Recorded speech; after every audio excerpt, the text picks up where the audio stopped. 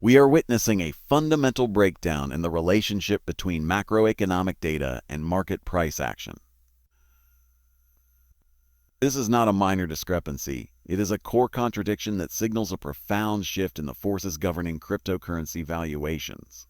For over a decade, a simple, powerful narrative drove crypto cycles. Easy money from central banks fueled risk appetite, sending capital flooding into speculative digital assets. Inflation was the enemy of this narrative. When inflation ran hot, central banks were forced to tighten, pulling liquidity from the system and crushing crypto. Conversely, falling inflation opened the door for rate cuts and stimulus, creating the ideal environment for a bull run. The latest inflation report delivered what should have been a clarion call for a massive rally. The data showed one of the largest monthly declines in years, with core CPI dropping to a level not seen since the prelude to the last major crypto boom. By the old established playbook, this was the green light. Traders should have been front-running the anticipated Federal Reserve pivot, buying Bitcoin and Ethereum en masse in expectation of renewed liquidity. Yet, the opposite occurred. The market sold off. This divergence is not a minor glitch. It is a system-level signal that the old playbook is obsolete. This contradiction forces us to look beyond the headline number and question the data's very credibility. The gathering methodology for the Consumer Price Index has become a subject of intense scrutiny, with admitted gaps in data collection and a heavy reliance on algorithmic imputations and seasonal adjustments. When a number this pivotal is released, but its construction is opaque and potentially revised later, the signal it sends becomes noise. The market is no longer reacting to economic reality, but to a perception of reality filtered through questionable statistics. This breeds a climate of distrust where positive news is discounted as fabricated or temporary, and the market Okay. remains in a defensive posture awaiting the Okay. other shoe to drop.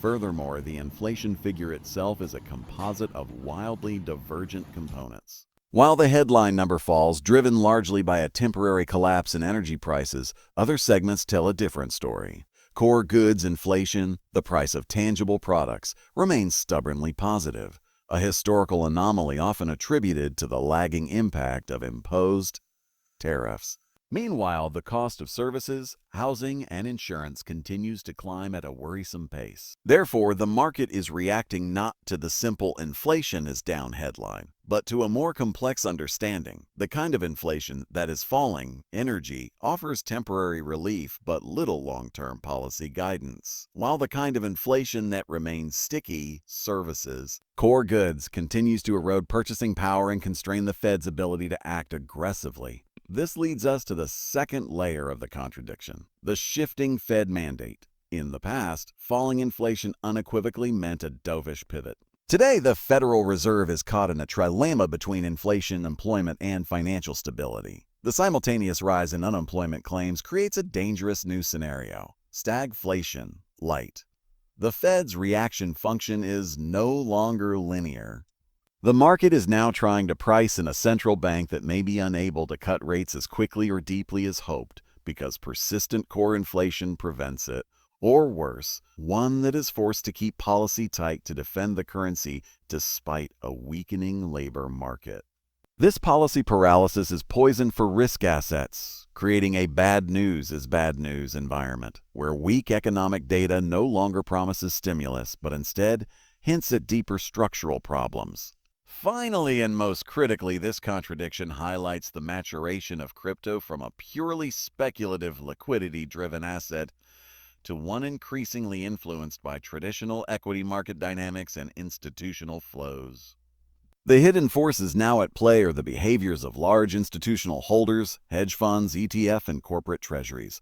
These actors are not simply betting on the Fed. They are managing complex, cross-asset portfolios. Their selling pressure in crypto may have little to do with inflation per se and everything to do with risk management elsewhere.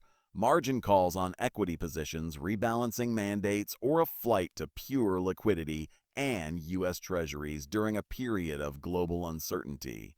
The crypto market is becoming a liquidity pool for larger institutional strategies, meaning its price action can decouple from its own native narratives and become a function of volatility in traditional markets. In conclusion, the great contradiction, falling inflation paired with falling crypto prices, is our most important clue. It tells us we can no longer trade on the first-order headline.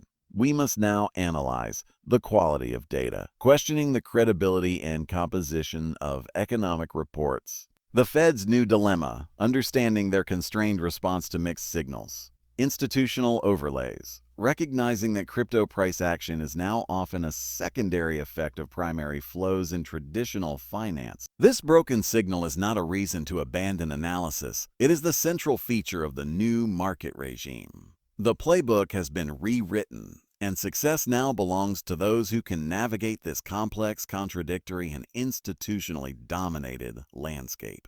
The old catalysts have changed. Our strategies must evolve with them. The psychological and analytical bedrock of the cryptocurrency space is cracking. For over a decade, the Bitcoin 4-year cycle, intrinsically linked to its halving events, was a North Star for investors. It provided a comforting, predictable rhythm. Post-halving accumulation, explosive bull runs to dizzying new all-time highs, and subsequent bear market corrections that reset the board. This model transcended mere price observation. It evolved into a deep-seated belief system, a collective prophecy that shaped behavior, anchored narratives, and dictated strategic entry and exit points for an entire generation of holders. The conviction for 2025 was absolute. Positioned exactly 4 years after the 2021 mania, it was destined to be the most parabolic phase yet, the cycle's crescendo. This is why 2025's performance constitutes not just a disappointing year, but a paradigm-shifting event. According to the sacred script, 2025's candle on the yearly chart should be a massive, decisive bullish green candle, dwarfing the gains of 2023 and 2024. Instead, we find a bearish red or indecisive candle, a failure to decisively break and hold above previous all-time highs. And a year-to-date return that is not only meek, but often negative when measured against traditional assets like the S&P 500. This isn't a minor deviation, it's a direct refutation of the core hypothesis. When Ethereum and major altcoins like Cardano and Chainlink, assets whose own communities fervently believed in cycle theory, also print deeply negative yearly candles, the evidence becomes overwhelming. The cycle, as a reliable predictive model, is dead. Attempts to salvage it by pointing to an elongated or delayed cycle are intellectually unsatisfying and functionally useless for trading. A model that can be arbitrarily stretched after the fact to fit contradictory data ceases to be a model. It becomes a superstition. The critical error in clinging to the old cycle theory is a failure of causal reasoning.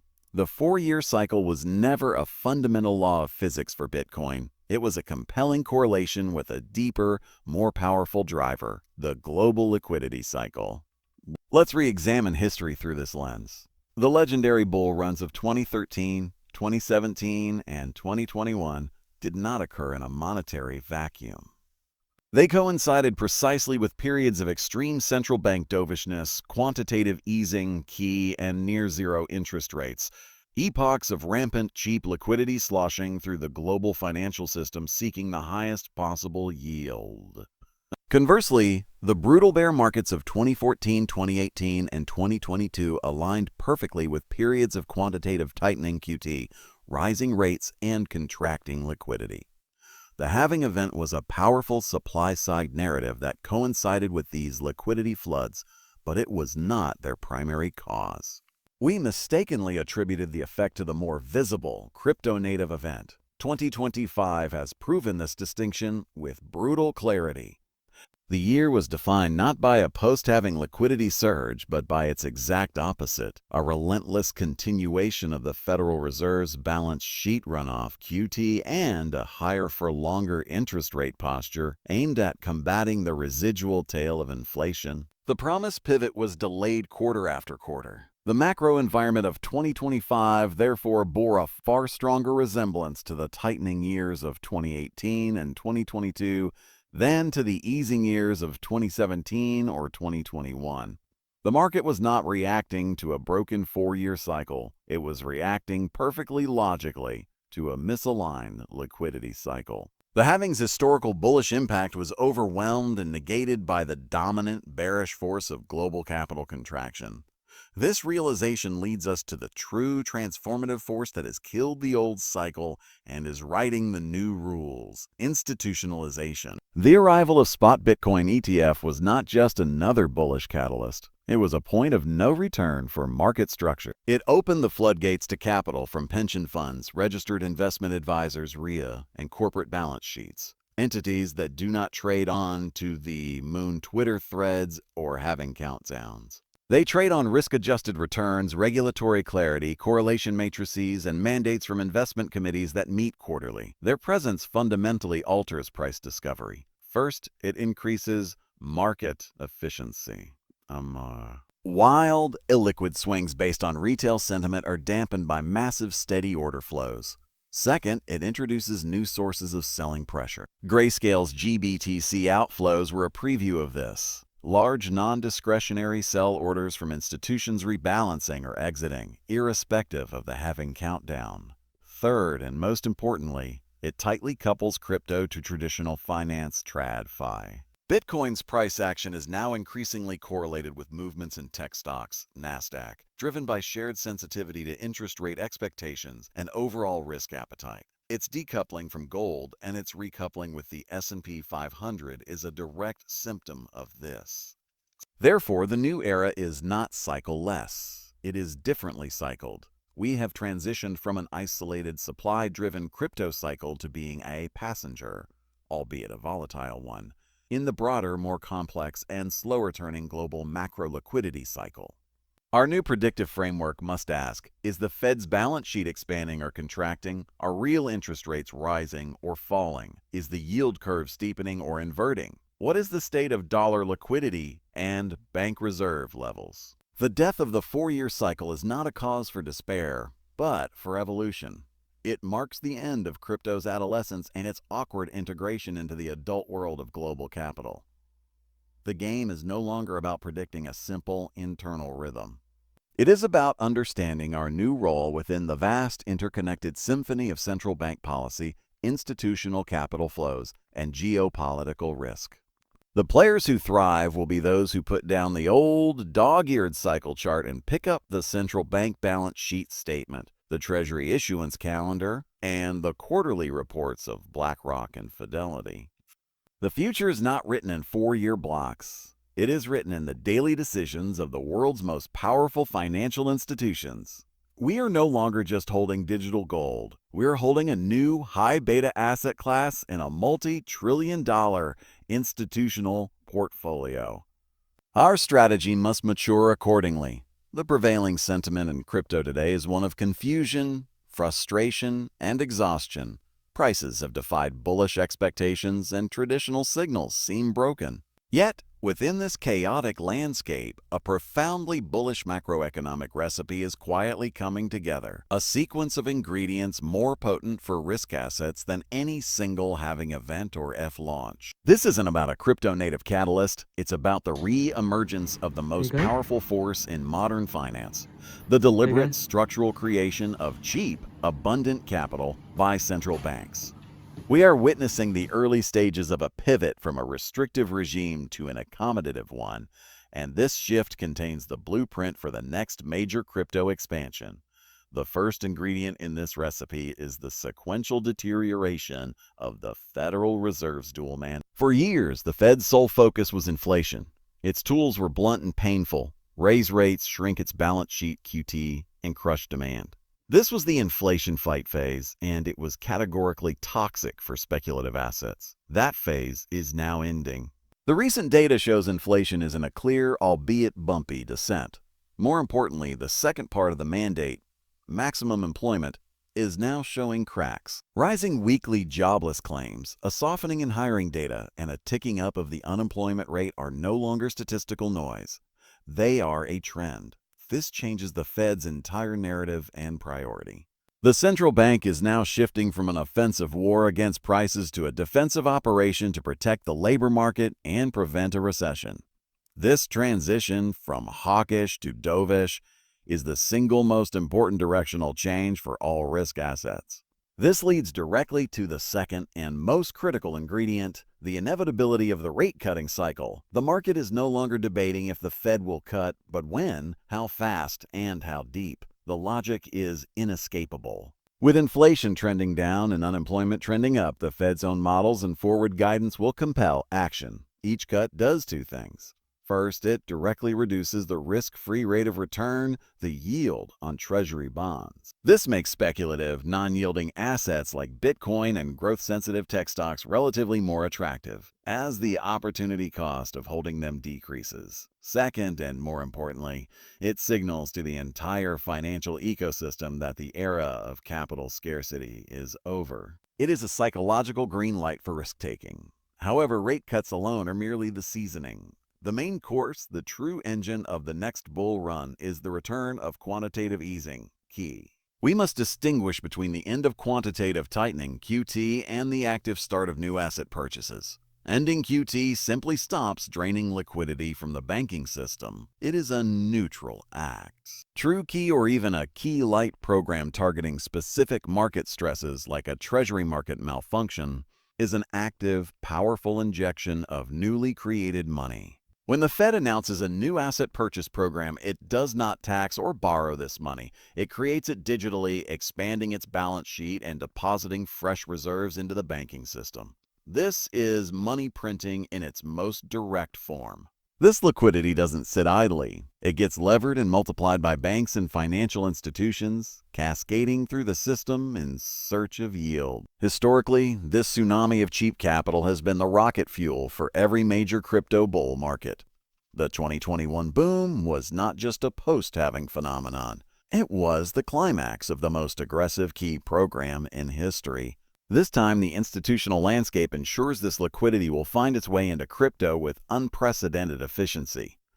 This is the third ingredient, the established regulatory plumbing of institutional access. During the last key cycle, institutions faced massive operational, custodial, and regulatory hurdles to investing in crypto. Today, those barriers are critically lower. The spot Bitcoin and Ethereum ETF are not just products, they are high liquidity conduits. When a pension fund or a mega wealth manager decides to increase its risk allocation, it can now funnel billions into these ETF with a simple phone call to BlackRock or Fidelity, as easily as buying a tech stock. This means the transmission mechanism from Fed liquidity to crypto prices is shorter, faster, and more powerful than ever before. The ETF act as a direct siphon from traditional capital pools into the crypto ecosystem. Finally, this recipe is being cooked on a global stove. The synchronized global pivot amplifies its effects. The European Central Bank, EC, has already begun cutting. The Bank of England is poised to follow. The Bank of Japan, despite its recent hikes, remains in a world of extreme monetary accommodation compared to its peers. When the world's major central banks are all moving in a dovish direction simultaneously, it creates a tidal wave of global liquidity that overwhelms local bearish narratives and seeks assets with the highest global beta, of which crypto is the prime example. Therefore, the current price stagnation and fear are not a reflection of a broken thesis, but of a market in the anxious anticipatory pause just before the policy pivot becomes explicit. We are in the last mile of the inflation fight where data is messy and sentiment is fragile. But the directional vector is clear. The recipe is assembling. Cooling inflation plus softening labor market equals Fed pivot. Fed pivot equals rate cuts plus eventual key. Key plus institutional ETF equals efficient, massive capital inflow.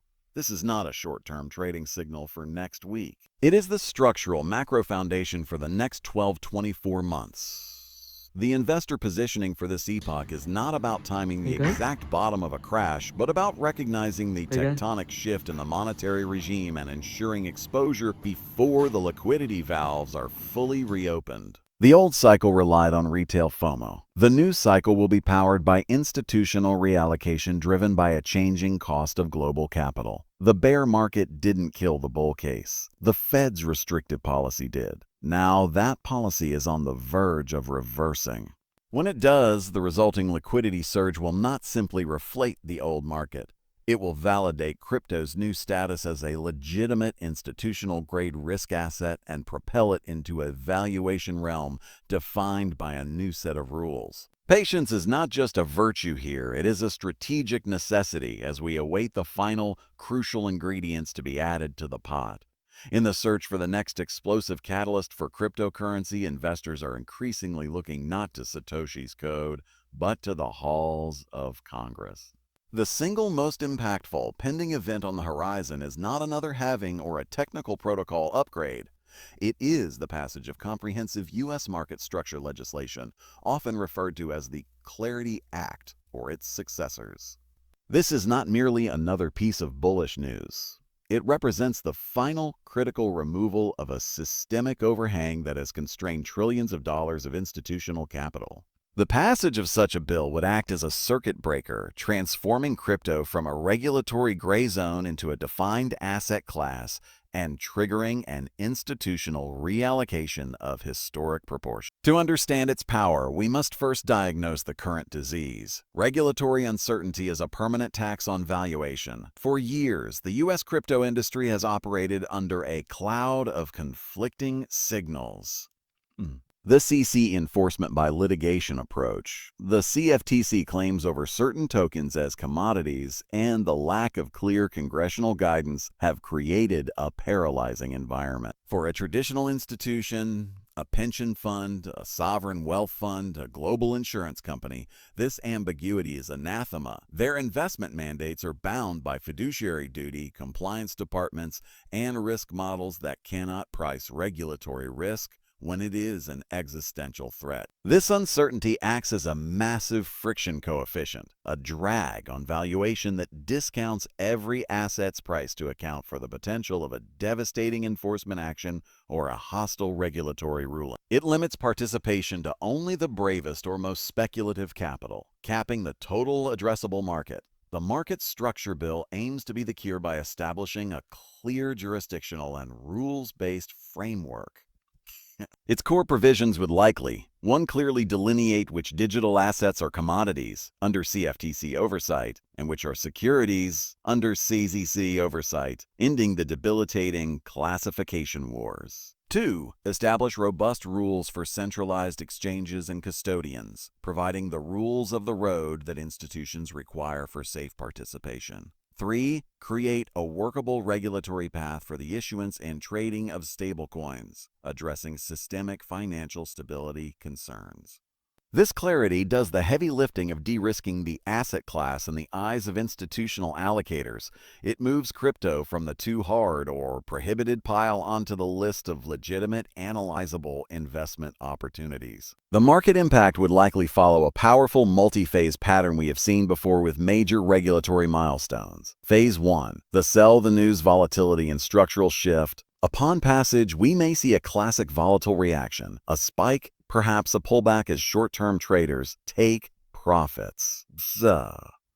But this masks the deeper structural change. The overhang is removed. Analysts at major banks can publish Chinese formal research notes with legal certainty. Investment committees can vote to approve allocations without fear of reprisal. This phase is about the invisible shifting of gears within the world's largest financial machines. Phase 2, the mandate-driven reallocation. This is where the tsunami builds. Every major institution operates with an alternative investment or risk asset bucket within its portfolio. Currently, crypto's allocation in these buckets is either zero or a rounding error due to the compliance barrier. With clear rules, this changes overnight. A 1% allocation from a $10 trillion pool of institutional capital is $100 billion. A 2% allocation is $200 billion. So, billion. This is not speculative day trading money. It is sticky, long-term, buy-and-hold capital-seeking strategic exposure to a new, non-correlated asset class. It's the same dynamic that drove gold after the introduction of the GLD ETF, but with a digital programmatic asset that fits seamlessly into modern portfolios. The existing spot Bitcoin and Ethereum ETF become the perfect, compliant vessels for this inflow. Phase 3. The secondary ripple through the ecosystem. The inflow into flagship ETF creates a rising tide, but the clarity also supercharges every other part of the ecosystem. Venture capital funding for crypto startups, which has been cautious, would surge with defined exit paths. Hey, Public companies would feel more secure holding crypto on their Hey, guys. balance sheets. Banks would roll out custody, lending, and structured products. Most importantly, it would unlock the vast potential of tokenized real-world assets, RUA. With clear rules, the multi-trillion-dollar markets for treasury bonds, private equity, real estate, and commodities could begin a meaningful migration to blockchain-based rails, with the associated tokens becoming investable assets themselves. This expands the crypto thesis far beyond digital gold into a fundamental rewiring of global finance. The timing and political calculus are now uniquely aligned. The legislative push has evolved from a niche issue to a mainstream economic priority, driven by a recognition that the United States risks ceding financial innovation to other jurisdictions. The bipartisan, though fraught, negotiation around these bills indicates a mature understanding that outright prohibition is impossible and structured oversight is necessary. The coming months represent a critical window where political will, industry lobbying, and electoral dynamics could converge to force a breakthrough. Therefore, positioning for the Washington Catalyst is not a bet on a specific date, but a strategic recognition of an inevitable directional shift. The current price doldrums and negative sentiment mirror the painful consolidation period seen before the launch of Bitcoin futures 2017, the Bitcoin ETF in 2023, and other major legitimizing events. The market is pricing in the persistent uncertainty, creating a valuation gap. The passage of legislation would be the definitive event that closes that gap, re-rating the entire asset class based on its newly clarified lower-risk future. It is the key that unlocks the door behind which the vast majority of the world's institutional capital waits. When that door swings open, the resulting flow will not just cause a rally. It will mark the true beginning of crypto's era as a standard, mature component of the global financial system. The signal from Washington will be the starting pistol for the next and largest wave of adoption.